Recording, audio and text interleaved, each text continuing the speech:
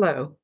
Today, I want to make the case for a specific achievable policy change, a new Medicare billing code, a CPT code for prescription music programming in dementia care. This isn't a call for more research. The science is largely in place.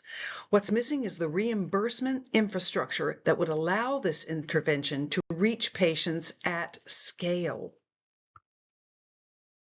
Nearly 7 million Americans live with dementia today, and that number is projected to double by 2060. Annual care costs already exceed $360 billion, most of it borne by Medicare and Medicaid, and there's still no drug that halts or reverses cognitive decline. So, what do clinicians reach for instead? Largely antipsychotics and sedatives, medications that carry real risks in elderly patients: falls, accelerated cognitive decline, elevated mortality.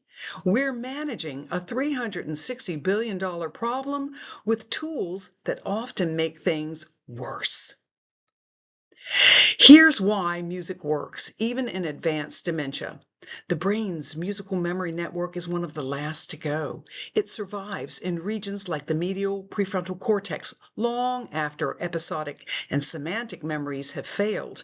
And music doesn't just touch one brain system, it activates auditory, motor, emotional, and reward networks all at once. This isn't theoretical. Published research shows active singing interventions produce measurable cognitive gains in dementia patients, and a completed dissertation study documented statistically significant improvements in cognition, clock drawing, and complex narrative functions. The evidence base for this as a clinical tool already exists.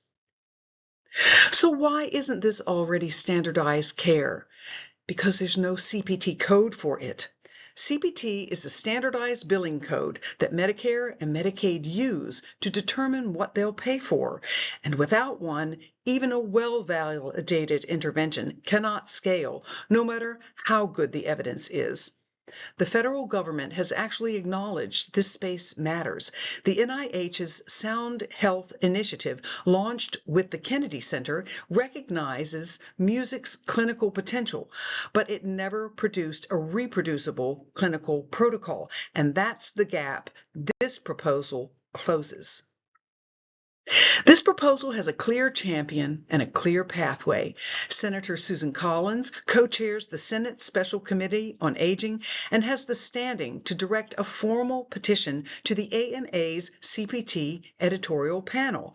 That panel isn't a hypothetical hurdle.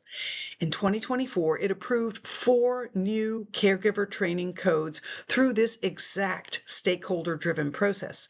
And the coalition behind this is broad. Caregivers, the Alzheimer's Association, and prescribers who currently have nothing reimbursable to offer besides medication.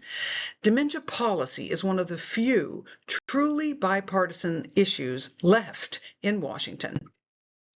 So here's the ask. Direct the Senate Special Committee on Aging to formally petition the AMA CPT editorial panel for a dedicated code covering prescription music programming under Medicaid Part B. 3 things make this the right move right now. The science is ready. Over a decade of development and peer-reviewed evidence. The pathway is proven. The AMA approved comparable codes through this exact process just 2 years ago, and the need is urgent. Every year without this code is another year patients default to riskier pharmacological management because nothing else is billable. Music medicine is not a distant hope. It's a validated, reproducible intervention waiting on a billing code. The science is ready, the pathway is proven, and the political moment is right.